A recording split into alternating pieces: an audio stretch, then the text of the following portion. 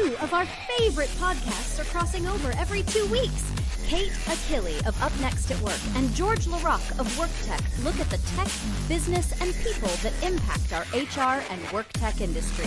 It's a crosspod with a unique strategic lens on what's happening in our world. Enjoy! Hey, Kate, welcome back. Hey there, George. Here we are with another edition of Up Next at WorkTech. Where are we going today? Well, from the frozen tundra that is the Northeast and Mid-Atlantic, we've got some interesting sort of high-level conversations, I think, to have today based on what we've both pulled up for this week. The first one that we had both noted to jump right into everything is Workday has not a new CEO. They're back to their old CEO. Their CEO's leaving, and it's very ambiguous. We don't really know exactly why, and we can talk about some of that. And that's Carl Eschenbach, if I'm saying that right. And then the co-founder and former CEO, who has been the chairman, Anil Bousri, will become the CEO. Now, it doesn't say that that's temporary. It just says that he will become the CEO. So that's my mind first goes to, well, is this the CEO's departing? And it's not unusual for the chairman to step in, run the show while they replace the CEO. And especially when it's a co-founder or someplace like Workday, they're hanging it on everything I've read. Everything comes back to this is such an important time because of AI. And I think, well, it's been an important time because of AI. Yeah, I mean, 3 years ago was an important time too when Carl joined, right? Because 3 years ago is actually, I think, so he joined in December 2022. Isn't that like right around the time ChatGPT was released? Was like November, December? Oh, that's right. That's right. That's so a good eye. He joined at like the moment essentially for AI. Right. And has been here at the moment. And they've been on AI, they had HiredScore before that. And so not generative AI, but it's not like AI is new to Workday. Also, I went and looked at their stock and, it hasn't been doing well. Like when you look at the 6-month view, it's basically been a bumpy ride, downhill. And you noticed some things. I'll let you, I don't want to steal your thunder. Another good eye on your part. Yeah. Well, they did announce that they are doing a small workforce reduction. I guess it sounds like they're going to do it. They announced it. They filed the WARN notice here. And then it sounds like the restructuring is going to take place sometime at the beginning of Q2, though. And they said it's approximately 2% of their workforce, which is about 400 people that are going to be impacted. And the article I read in HR Executive said that most of the roles are going to be non-revenue generating. And it looks like the global customer operations team is the one that's going to be impacted in this RIF. They did a more sizable one in 2025 where about 8.5% of their workforce was impacted. So now they will have restructured about 10% of their workforce in, a year.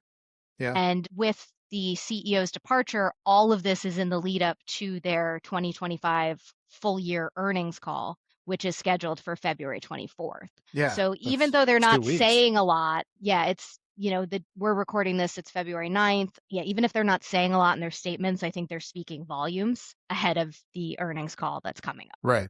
Right. That's true. That'll be an interesting earnings call to listen to. They could be as unclear as they are now on this, or it may be a little more obvious if they don't have great news on their earnings call. Yeah. I mean, earnings, I think we saw last week, just from the stock market, that earnings, how did my financial advisor put it to me? Earnings have to be absolutely stellar for the market to perform well right now. And I think we saw that things were a little shaky last week with some of the earnings that were being reported. And, you noted that maybe Workday stock hasn't been on the up and up trajectory the last 6 months. But I don't think they're the only ones in the space that are seeing maybe a little bit of a downward trend, which we also sort of noticed in one of the other things we pulled this week, which was about the release last week of Anthropic's Claude Cowork and the ripple effect that had sort of both, in the larger software space, I guess you could say, which the Wall Street Journal wrote up and used the term doomsday scenario for Yes. the $1.2 trillion software industry, thinking that maybe this is going to lead folks to start vibe coding software instead of purchasing it, which, Chip Cutter over at Wall Street Journal included a chart showing, how Workday, I think Salesforce, a few others, Yeah. how their stocks have been. ServiceNow, Intuit, and Monday.com have been performing much differently than the S&P 500. Yeah. It's scary because, well, these aren't the companies that have been propping up the economy. So that's been more, NVIDIA, yeah, yeah, right. 8% of the S&P, I think they are right now or Yeah, something. yeah. But it is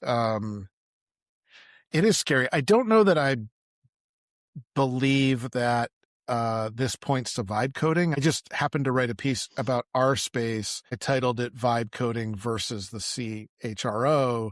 And it's all about, you can't avoid that. Like all of a sudden the hype on vibe coding's loud this past week or two. And I think it just lacks at this moment. I'm not saying the future won't provide more, but at this moment, when you talk to your vibe code app, Lovable or whichever one you're using, what it brings back doesn't handle things like, GDPR or compliance in HR or even scaling beyond 500 users, but to 5,000 customers, or taking care of changes that happen in regulations and need you to change the code.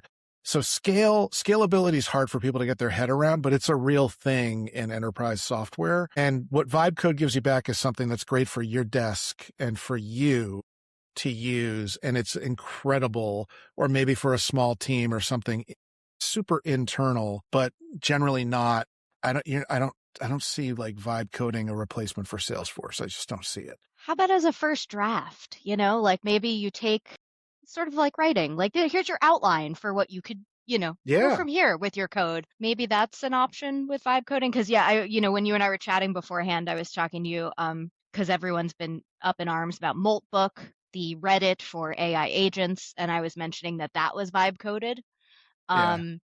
And that there's already been a huge security breach with that, as the AI agents have gotten mad at their humans and shared sensitive information like credit card numbers. Oh, God. So I think that's an example right there of something that was vibe coded quickly. It's only been live for, I think at this point, like 3 weeks. It's for agents. Like humans are not supposed to be on Moltbook.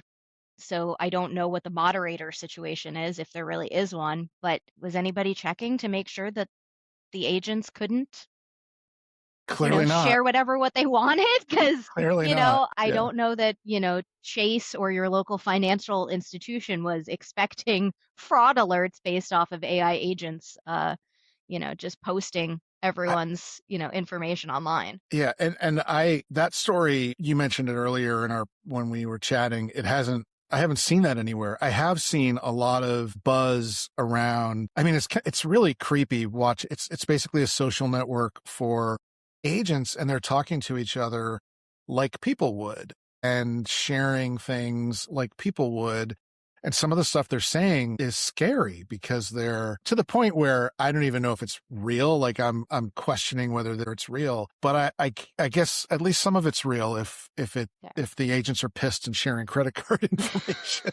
They're mad at their humans too. Yeah. Like the whole dynamic is just strange. But yeah, vibe coding, I think the whole premise of it too, when we first started hearing about vibe coding, around this time last year, was the idea of it was that, teenagers essentially were the ones who were doing it because they were able to whip things up quickly without having to know a lot, because they had these sort of advanced skills because they've been raised with AI essentially. And now it's translating across, the workforce, and vibe coding itself is scaling in real time. And so that's a project that is taking on a life of its own faster than I think the concept was meant to.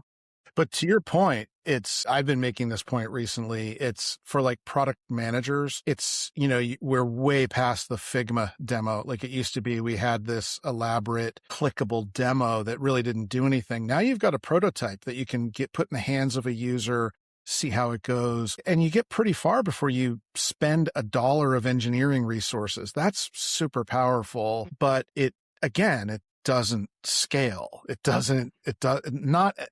When I look at, Workday, who's on this chart from the journal, Mm-hmm. I don't see a CFO or a CHRO putting their ERP and their payroll on a vibe coded interface coming from, the person down the hall who said, look, this is just as good as Workday, what I've created. Oh my It's not gosh. Yeah. there's so many layers of complexity in our world specifically. I'm picturing Workday's, IT and security teams.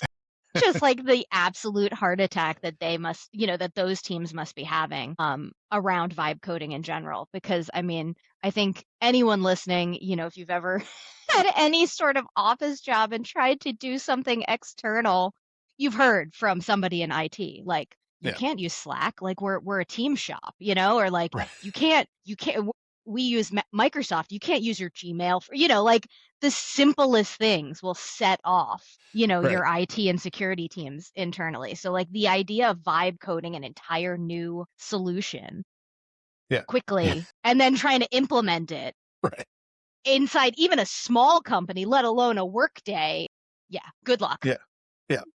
And that's, I mean, I think that was the point that some of the, CEOs that are interviewed in the Wall Street, or quoted, I should say, in the Wall Street Journal article, they're a little tongue in cheek in their responses. Like, yeah, how are we going to take down an entire, like $1 trillion industry just because vibe coding exists now? Right.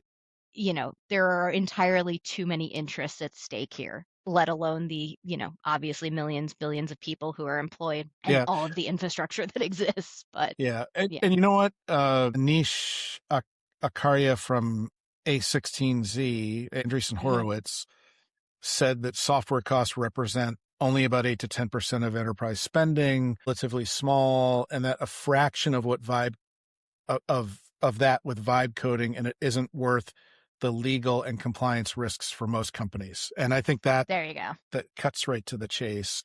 Yeah. And it's interesting because I'm sure they have a dog in the vibe coding hunt. I'm sure they have they've got money on all the major trends for sure. So 100%. Yeah. And this comes from that report that you pulled, right? About sort of the state of generative AI in the enterprise. Well, that quote came from the article that you pulled, but it's a great segue. And Menlo Ventures did some work. It was released in December. I didn't find it until recently. It's still very current. And they weren't looking at investment. They were looking at buyer habits. And it's a big report. We can put it in the notes when we publish this as far as the link. But what's interesting is when they looked at what was being bought versus what was being built internally in 2024, enterprises were buying 53%, purchasing 53% of their AI capabilities. They were building or planning to build 47% internally. In 2025, 76% were purchased, only 24% were being built internally. And I think that we've seen a lot of hesitancy the last couple of years, except for very specific areas within our world, our HR tech world. And I think we're seeing companies start to realize, including some of the platform vendors themselves, like we can't build everything ourselves, and we need compliance and security and scale, and we don't have time to wait. We're under pressure to do this now to compete. And I think that's reflected also. The other interesting point, the thing that really jumped out at me, I thought it was worth sharing, is that when I talk about our world, we're used to saying, we're 10 years behind everybody else, but we're in the top 5 of departmental AI is where they're saying where most money is being spent. And the top 5 are market research, finance and operations, sales, product engineering, and then HR, ahead of marketing, customer success, data science, and a general IT bucket. So that's a change. That's very much a change. Now, they put us at 59% is being purchased. I would say their cohort, I don't know the methodology behind the report, but Their cohort probably includes more like high growth. And I would say it's directionally accurate. I would say we're seeing more companies come back, understand they need to purchase. It's probably over half being purchased. And I think it will continue to go up. I just don't know that we're already at 60%, 59, 60%. I don't know what you think about all that. Yeah, no, I think it's interesting. I think the marketing piece is interesting to me, of course. I mean, coming from the PR marketing comm side of things, there was a report that came out recently on the state of generative AI and AI in general in PR, and that showed that it's already peaked the usage, which I thought was kind of interesting. Okay. And that was basically, obviously, we only have a few years of data and usage, really. Peaked might be a strong term. But it basically said the use of AI 2024, 2025 was identical. And so that's what they're saying. That's why they're saying it's peaked, is that like there's no growth in terms of adoption beyond that. Thing like, I think it was like 75% marketing PR practitioners are using it. And that was it. Like the other 25% are not apparently intending to adopt. That makes sense to me. And well, you would know this space better than me, better than most. I feel like it's a great example of where in a world where you're trying to build a message that stands out, using a tool that predicts the next word based on everything that's already been written isn't necessarily going to help you stand out, but it could be helpful in just structuring the press release. Like, don't forget this and that in this order, however you like to structure your releases. I don't know, that it seems like that makes sense. There's helpful, but then it also kind of goes to what you were just saying, that like there are helpful parts of it, but it's more like market research, like where the AI comes in handy is like building lists of things, doing research. Like that's where, AI is useful as a tool. So is that really marketing and PR? Is that really, so there it's a little blurry in terms of how we use it and how we apply it. But again, I think in general it's interesting. And PR and marketing agencies are pretty much never gonna build. We're always going to buy because most of us are smaller. I mean, obviously there are some big agencies out there, but even those places, we're not usually build sort of. Yeah. It's just not. So anyways, I thought all of this was interesting though, because I think another year or two of data, we're still pretty early on and having enough to compare to. Yeah, I agree. So I think all of it is interesting though, especially kind of going to what we were talking about in terms of what's happening in the market and how much AI is sort of sucking up oxygen there versus what's happening inside of organizations and how much people want to be using some of this too. Because that's also, we don't talk a lot about like, do people want to be doing this? Because some of the backlash we hear is it's just making things noisier. I'm just having to correct it. I'm just having to, it's actually creating more work for me. Yeah. So, it's the ongoing conversation. There's really not much more to talk about these days in AI, which is sort of funny. Right. That's very true. So, yeah. Actually, no, there is something else to talk about other than AI. Look at that. I found a segue for us, and that is human rights, which is a conversation that has also been evolving a bit here in recent years. And this one kind of flew under the radar a bit, at least, in my readings. And mine too.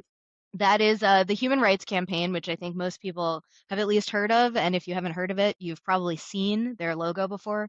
It is the blue logo with the yellow equal sign in it. Yep.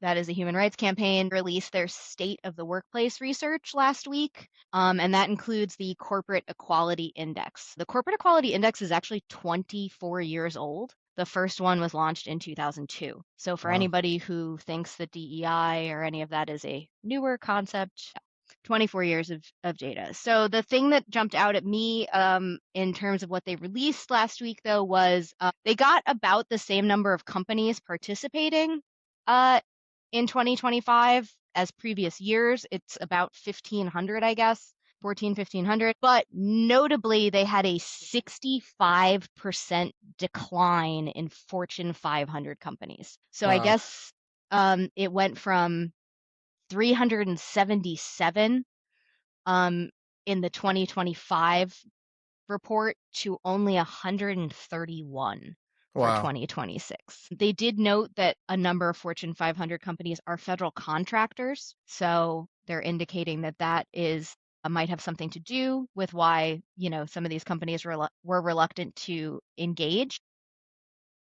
That makes I mean, given the current climate and how they're regulating, yeah, that makes a lot of sense. That's it Yeah. right there. I think that is Yeah. probably the best assumption. Yeah.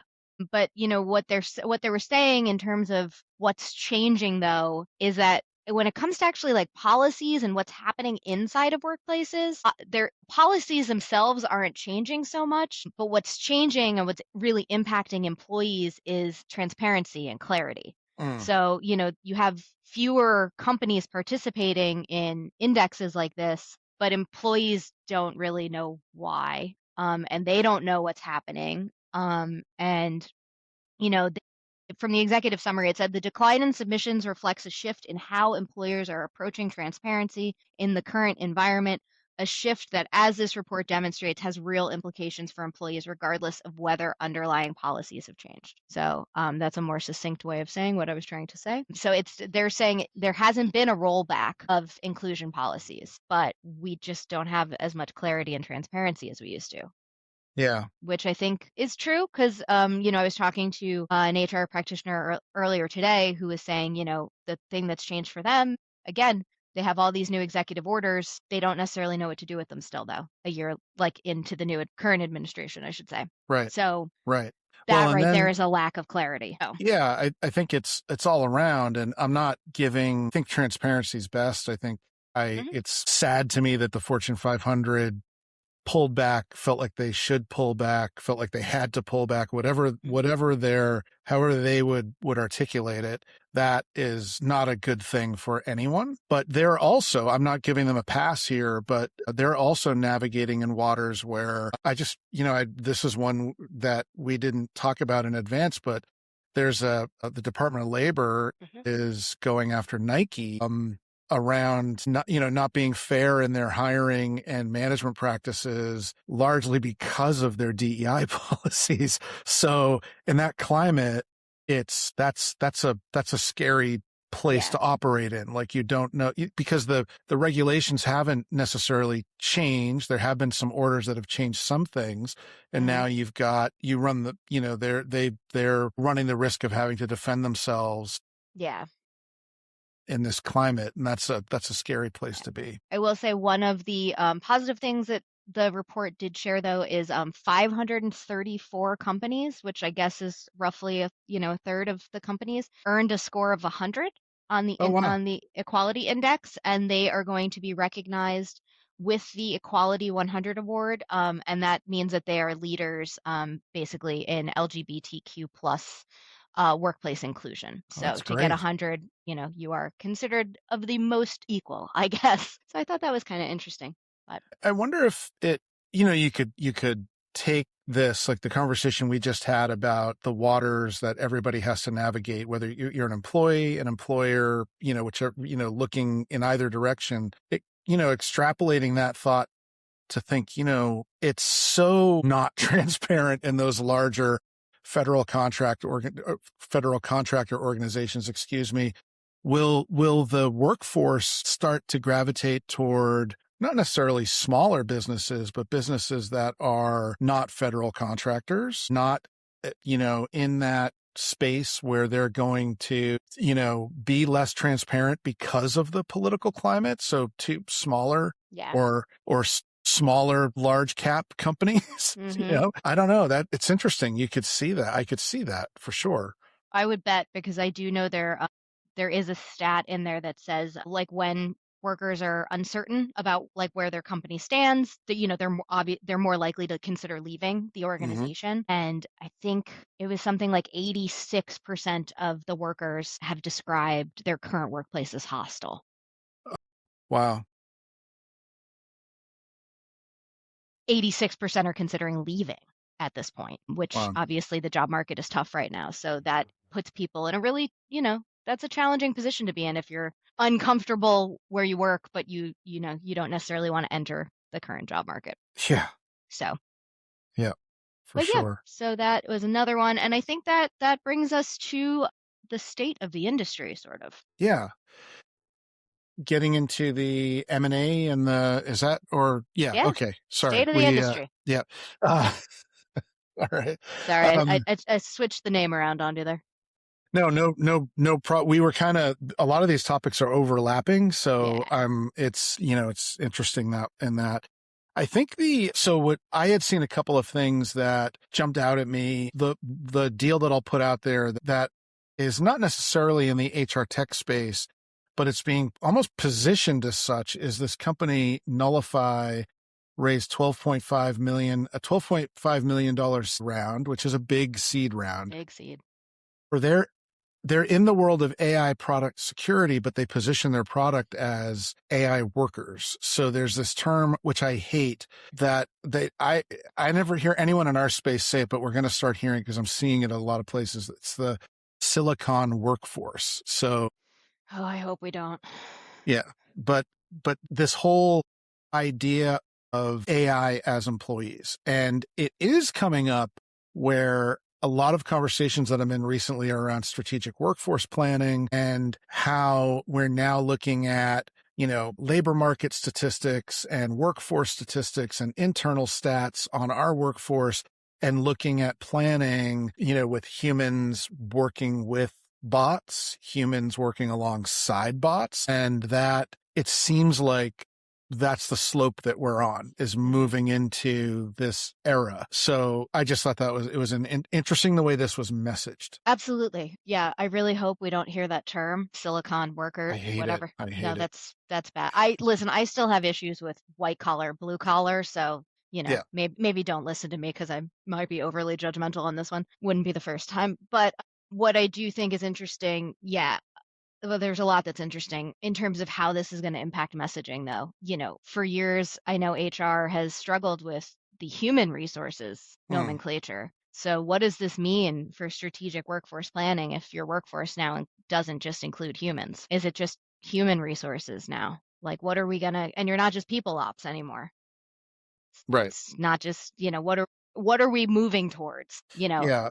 I think we've been struggling with maybe like I know HR has wanted a rebrand for a number of years, and we've talked about human capital, we've talked about all these different terms and how nothing ever quite fit. I think HR leaders have felt like nothing ever quite fit, and now it's not going to fit anymore. And so I think we're going to have to come up with something new, and a new category is being created, whether we like it or not. That's true. That is true. I think we're also, I think, expect more struggle. I think we're also going to struggle more, because it would be one thing if HR it's one thing to be responsible for the planning around those resources, but when you're not the one necessarily driving the decision on those resources, because a lot of this is fluid, right? Like we're doing strategic workforce planning, and today here are the bots that we have. Here's the AI workforce that we currently have, but IT or finance or marketing or whoever goes out and buys a new one in Tomorrow. Q1. It's much more fluid than we're used to, because we're only dealing with humans. Augmenting is easier to plan for than this sort of, I guess, replacement. If Well, you and will. SaaStr actually had a really good story. It was a few weeks ago, but they had a story about how there was a bug in one of their bots, and they couldn't, it took that, it wasn't, they ran a story, I should say, but they had a bug in one of their bots, and they couldn't figure out which one it was. They had Oh like gosh. 21 different bots, and they had to go through and figure out which agent, I guess I should say, where was the bug Oh in God. this network of agents. And so that's another thing. And you just reminded me of something else, George, that I don't know that HR is ready for, but this is tangential. I was talking to Rebecca Wedeman the other day from Valois, and Yep. she was telling me that one of the things that she's really focused on this year is the evolution of customer success, and how, obviously AI is having a big impact on that role, but people who've gone into that field went into it to work with people, obviously. And Hmm. now you're going to need them still, but they're going to have to orchestrate these agents. And that's a whole different skill set. And HR, it's going to be the same thing. Current HR people didn't enter into human resources to oversee an army of AI agents. Right. They don't necessarily have the skills either to understand how, if there's a bug in the compliance bots, how to troubleshoot that.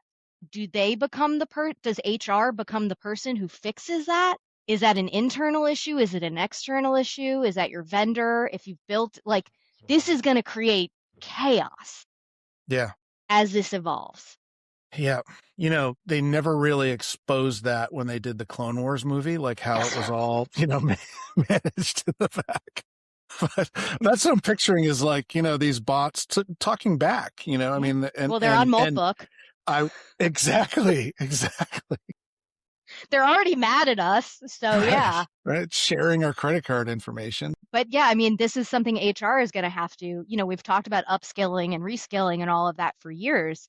These are the skills that they're going to need. And yeah. who is going to be teaching, who has them currently that can be teaching them or designing the courses? Yeah.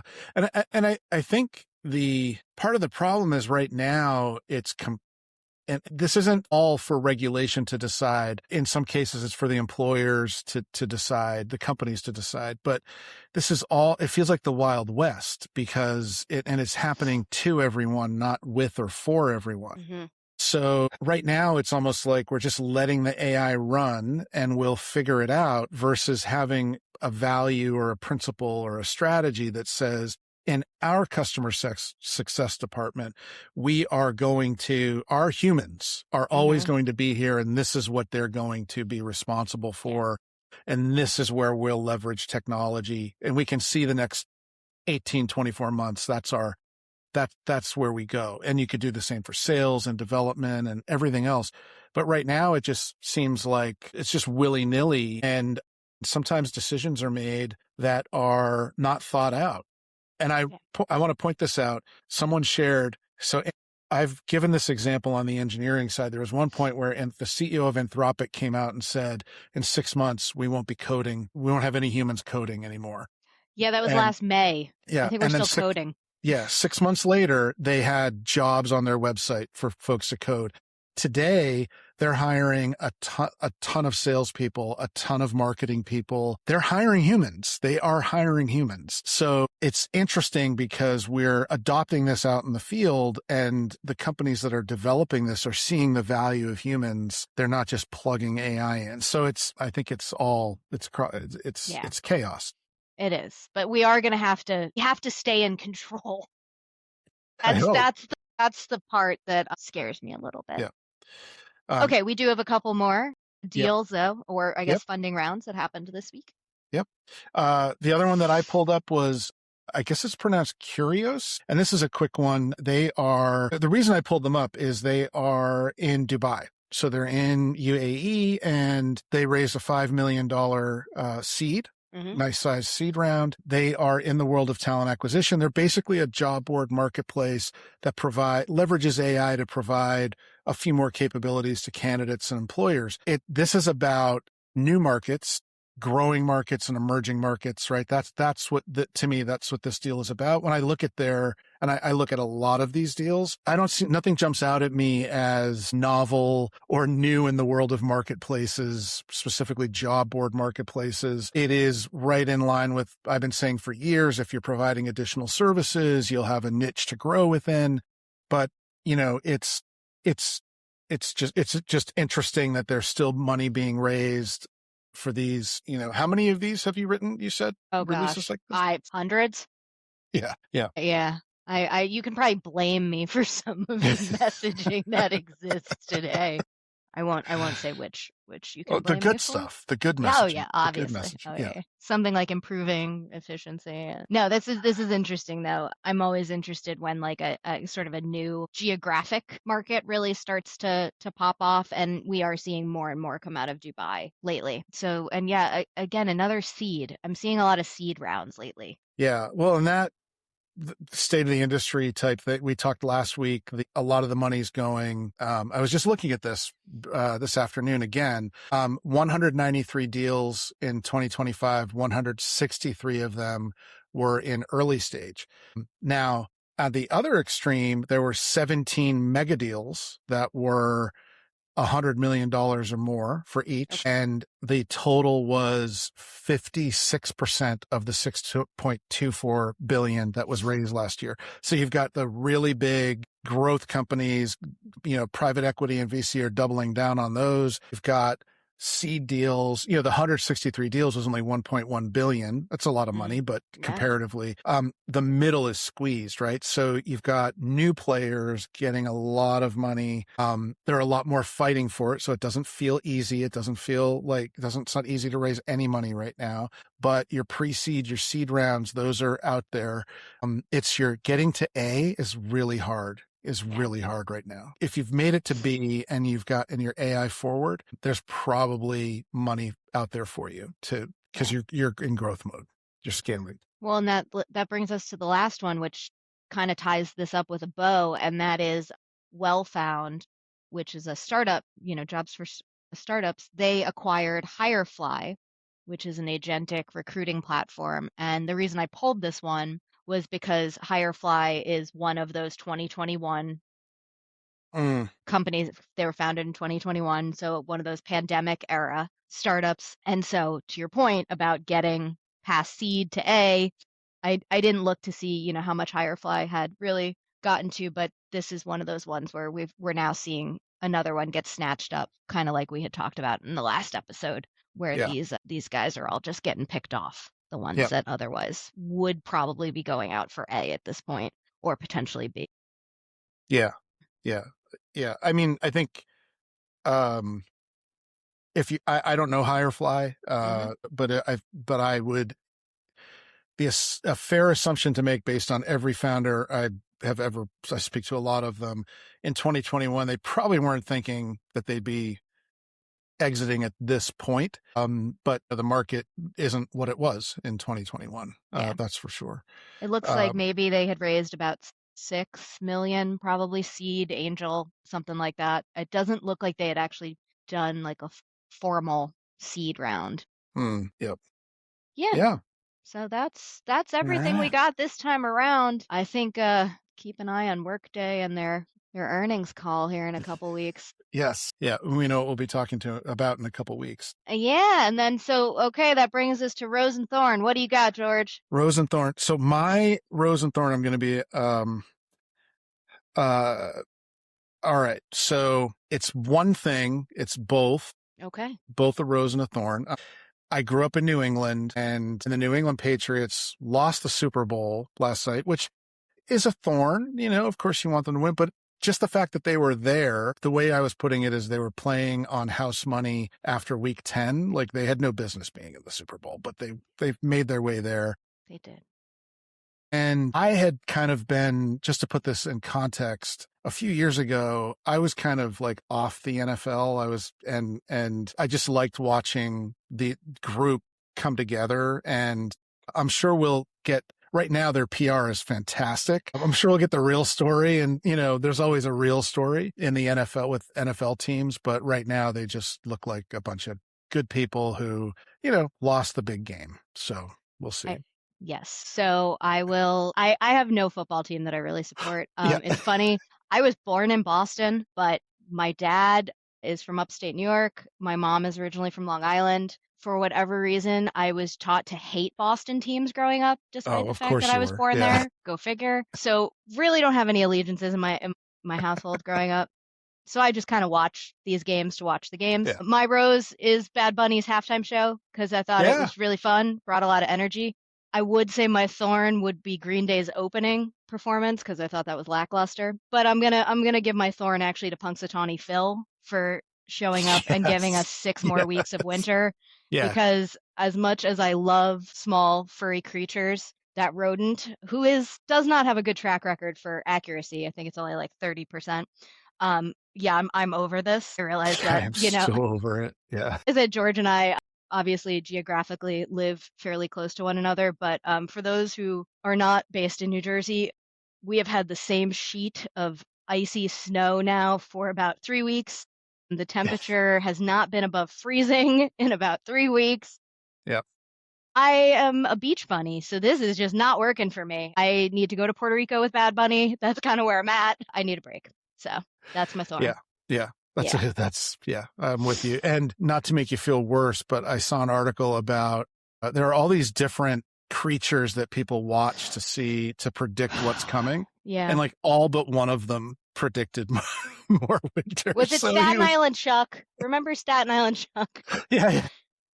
He was fun. Yeah. Until I don't know Bill if he de was in there. Blasio killed him. He was, that was another. I think he was a groundhog too. But yeah, so Punxsutawney Phil, not my friend. Bad Bunny's halftime show was a lot of fun though. And honestly, the first 3 quarters of that game were putting me to sleep.